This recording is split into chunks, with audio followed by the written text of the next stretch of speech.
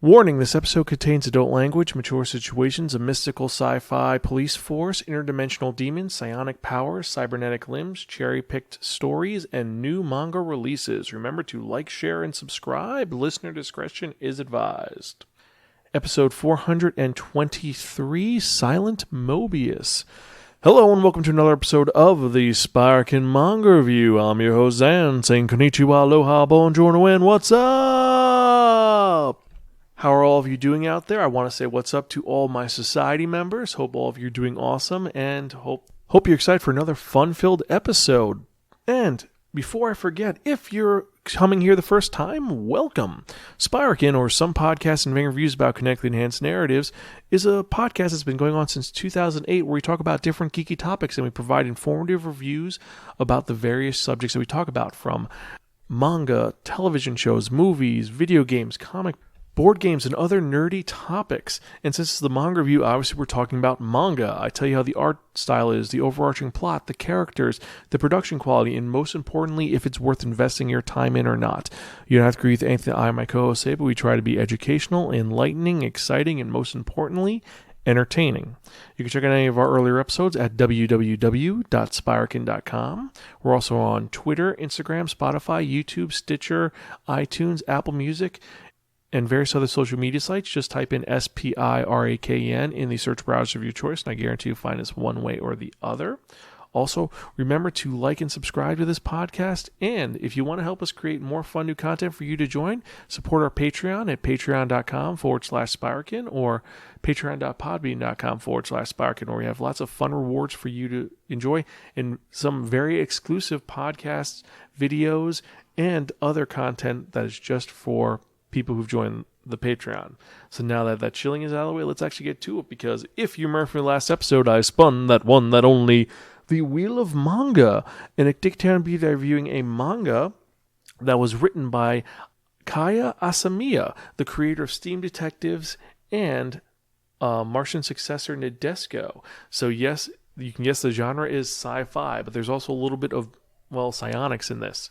This was published by Fujin Shobo, but released over here originally by Udon Entertainment and also Viz Media. Currently, I think the license is in limbo, so the version I read is actually, fun fact, the version of this I read was actually comic books. Yes, loose single comic books for this. I got it at a convention a couple of years back, but again, I digress.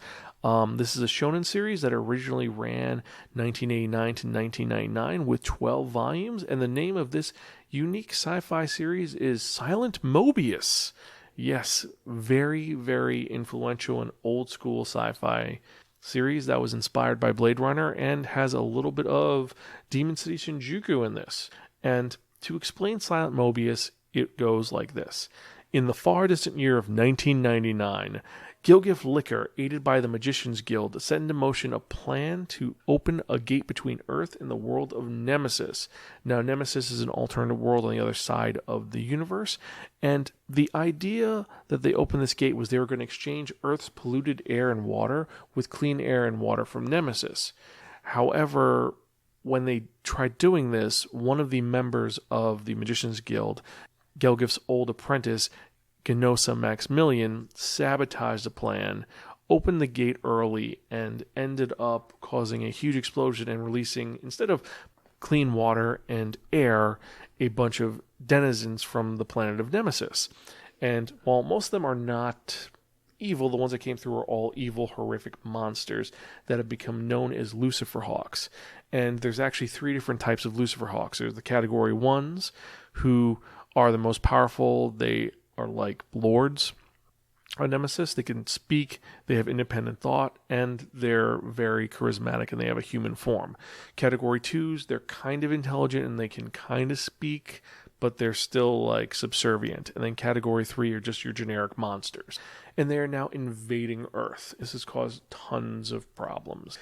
And now, unfortunately, because of this, Gelgift and the Magicians Guild battled the invasion for years, and he died in 2006, and most of the rest of the guild were killed off one at a time. Now in 2023, which is coming soon in 2 years, anyway, Rally Chennai felt responsible for the growing attacks on innocent humans by the Lucifer Hawks. And the crazy part is that Rally, she is mixed heritage. She is the daughter of a Magician's Guild member and a person from Nemesis. So she has mystical abilities. And she created an organization to combat the Lucifer's Guild that works under the police.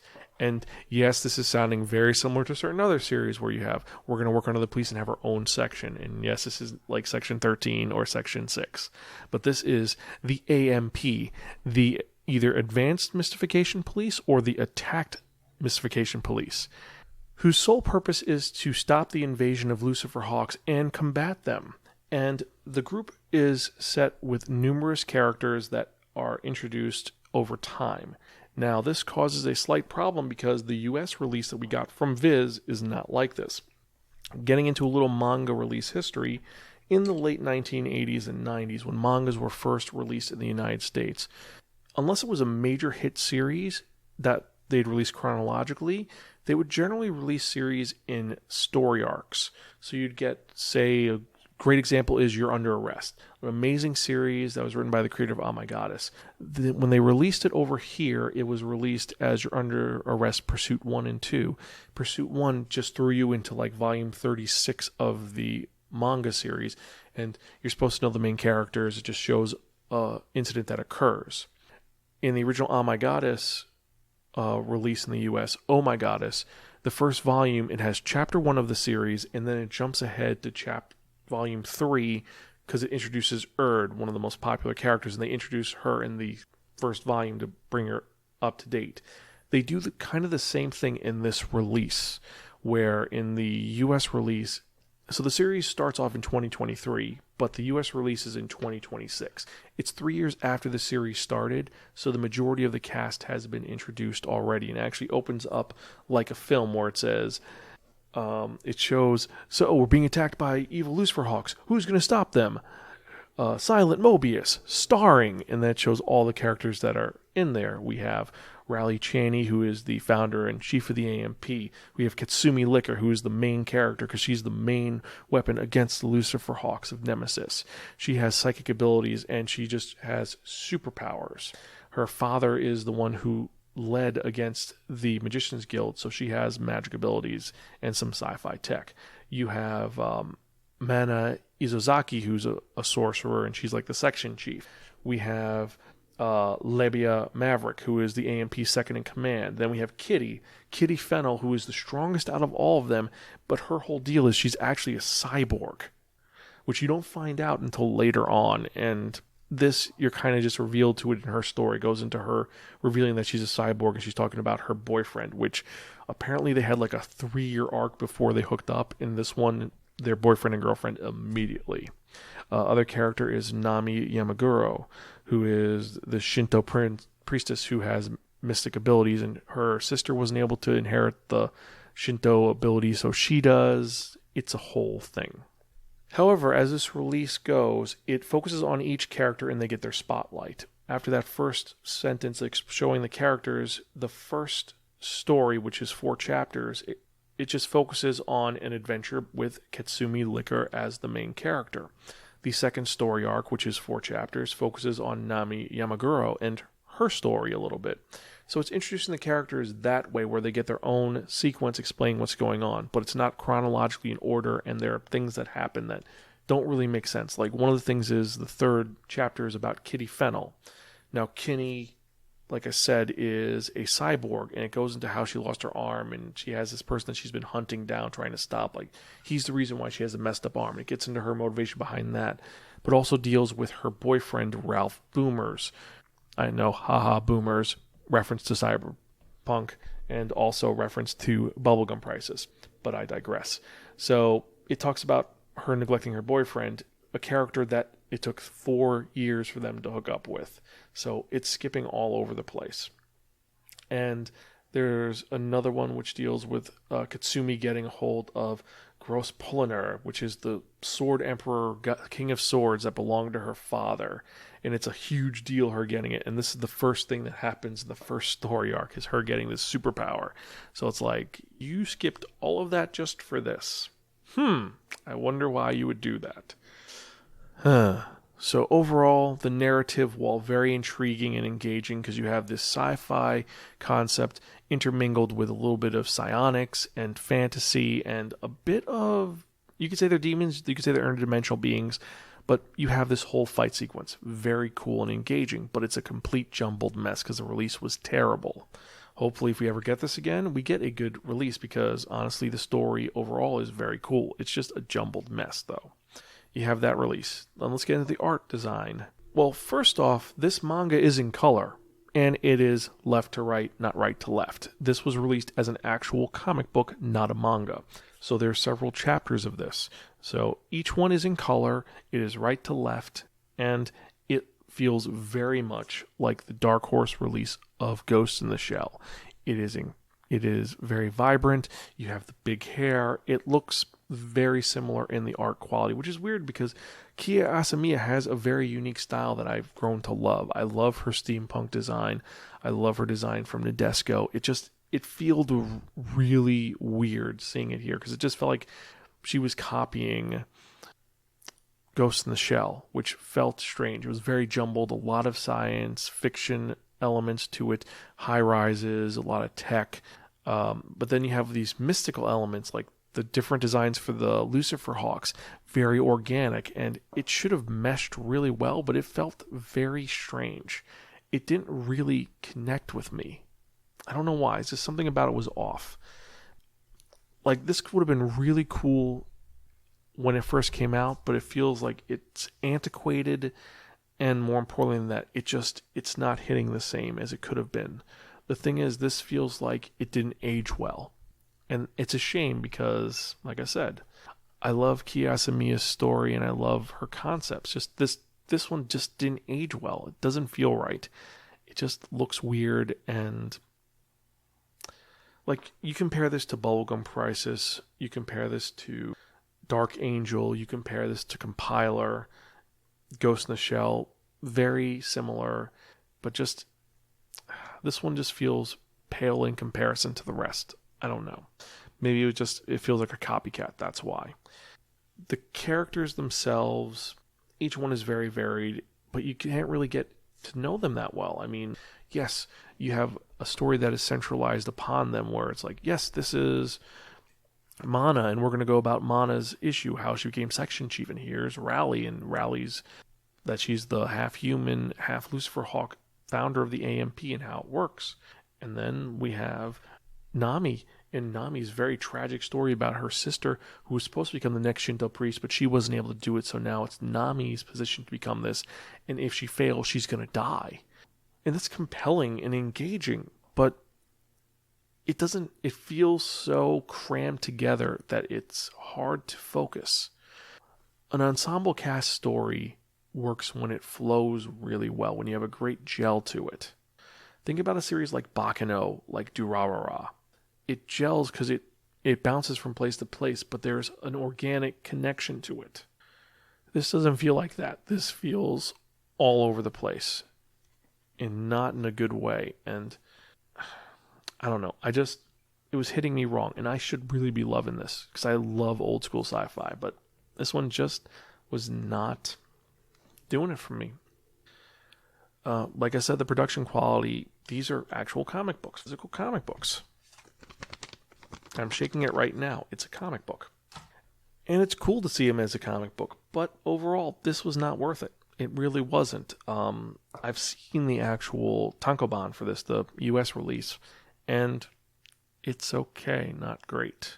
It's just, if it was released in order, I'd appreciate it more, not this whole, let's just make up an order for it. It just feels weird. Maybe I've been spoiled too much by the recent of, we're going to release this in chronological order. Maybe that's why. Not.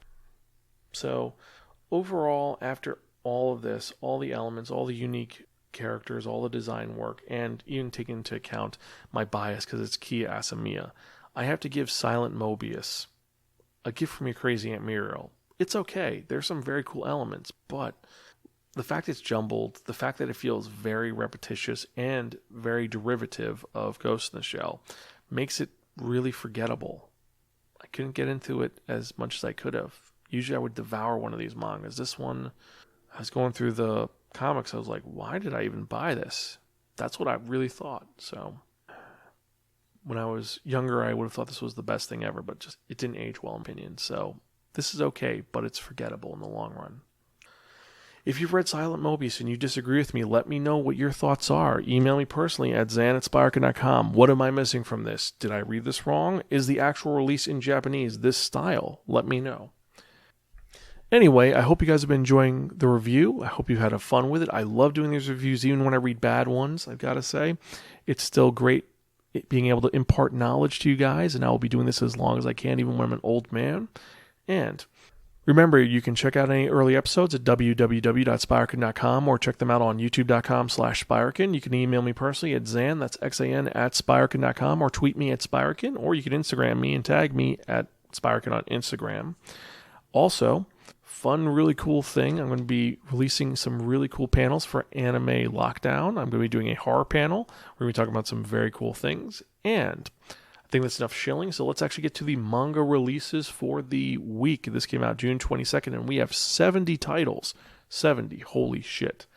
So let's get to it. So this week, what was released was A Certain Scientific Railgun, Astro Buddy, Volume 4, A Sister's All You Need, Volume 10, the light novel, A Terrified Teacher at Ghoul School, Volume 10, the manga, After School Bitchcraft, Volume 2, Bakemonogatari, the manga, Blood on the Tracks, Volume 6, Boarding School Juliet, Volume 15, Bofuri, I Don't Want to Get Hurt So I'll Max Out My Defense, Volume 2, the light novel, Bungo Stray Dogs, Volume 19, the manga, Cardcaptor Sakura Collector's Edition, Volume 8, the manga, Cells at Work Baby, Volume 2, Classroom of the Elite, light novel, Volume 8, Days on FES, Volume 2, Dear Norman, Volume 2, Death March to the Parallel World Rhapsody, Volume 14, the light novel, Defrag, Volume 15, the manga, Drugstore in Another World, The Slow Life of a Cheat Pharmacist, the manga, Volume 2, Farewell to My Altar, Volume 2, Glepnir, Volume 9, the manga, Goblin Slayer Side Story 2, Daikatana, Volume 2, the light novel, Grand Blue Dreaming, Volume 13, Heterogenea Linguistico, Volume 3, Horimiya, Volume 15, I Cannot Reach You, the Volume 2, In Another World with My Smartphone, Volume 2, the manga, Interspecies Reviewers, Volume 5, Kagaguru Twin, Volume 10, Konosuba, God's Blessing on This Wonderful World, Volume 14, the light novel, Kyle's Little Sister, the manga, Love and Heart, Volume 2, Love and Lies, Volume 10, Love at 14, Volume 10, Magical Girl Psyop Asuka, Volume 11, Maruko-chan, Volume 3, My Youth Romantic Comedy As Wrong As I Expected at Comic, Volume 15, the manga, No Matter How I Look at It, It's You Guys' Fault, I'm Not Popular, Volume 18, Pandora and the Crimson Shell, Ghost Turn, Volume 14, Play It Cool Guys, Volume 2, ReZero Starting Life in Another World, Volume 16, the light novel, Roll Over and Die, I Will Fight for an Ordinary Life with My Love and Cursed Sword, the manga, Volume 2 and Volume 3, Sadako-san and Sadako-chan, the manga, which I'm excited to talk about, Sorazamai, the official manga anthology, Slasher Maidens, Volume 3, Solo Leveling, Volume 2, Sorry for My Familiar, Volume 8, Strawberry Fields, once again, Volume 3, Suppose a Kid from the Last Dungeon Boonies Moved to a Starter Town, the manga, Volume 4, Suppose a Kid from the Last Dungeon Boonies Moved to a Starter Town, Volume 6, the light novel, Sword Art Online, the light novel, Sword Art Online Alternative Gun Gale Online, Volume 9, the light novel, Sword Art Online Project Alization, Volume 3, the manga, That Time I Got Reincarnated as a Slime, Volume 11, the light novel, The Daily Lives of High School Boys, Volume 6, the manga, The Detective is Already Dead, Volume 1, The Greatest Demon Lord is Reborn as a Typical Nobody, Volume 6, the light novel, The Hero is Overpowered but Overly Cautious, Volume 3, the manga, The Honor Student at Magical High School, Volume 11, The Intuition of Haruhi Suzumiya, the light novel, The Maid I Hired Recently is Mysterious, Volume 1, The Miracles of the Namiya General Store, the manga, The Vampire and His Pleasant Companions, Volume 3, The Whole of Humanity Has Gone Yuri Except for Me, the manga, The Witch and the Beast, Volume 5, To Save the World, Can You Wake Up the Morning After with a Demi-Human, Volume 3, the manga, Trinity 7, Volume 23, WITCH, the graphic novel, Part 8, Teach 2B, WITCH, Volume 2, the manga, Whisper Me a Love Song, Volume 3, and Your Name, the official visual guide, the manga. Whew, that's a long list. And I gotta say, the ones that I am excited for, besides the Your Name visual guide, are Intuition of Haruhi Suzumiya, The Greatest Demon Lord Reborn, The Detective is Already Dead, And the other standout is definitely Sadako-san and Sadako-chan, because that is such a fun manga about such a weird situation. It's seeing Sadako freaking out like, how do I get online? Why am I not scary to you? Why is my curse not working on you? The confusion is real.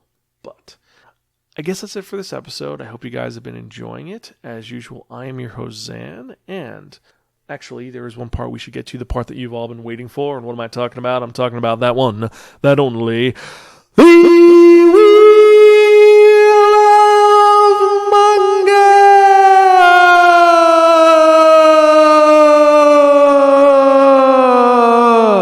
Yes, friends, the Wheel of Manga, except no substitute. Now, what is the Wheel of Manga? The Wheel of Manga is a Wheel of Fortune with 10 slots on it. What I've done is I've assigned a manga title to each of the 10 slots. What we're going to do is we're going to spin that one, that only, the Wheel of Manga.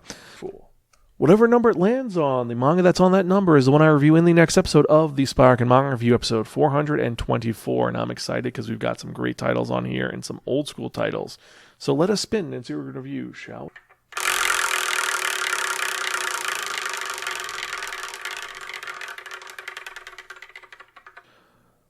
Number 3, wow, one I've been waiting to do a while. We're going to be going on that crazy ruckus because we're going to be talking about Bakano, the manga, not the light novel series, the manga. So that should be a little bit fun. I'm excited to talk about that. Remember, if you want to hear manga news, we'll be releasing that tomorrow in our Spiraken Manga News podcast. It's a lot easier than having it in the episode, keeping the reviews and the news separately. But anyway, hope you guys have enjoyed this episode. I love doing this. I'm going to keep doing this as long as I can. As usual, I am your host, Zan. I'm Gonzville. I'll catch you guys next time, and keep reading manga. See you guys later.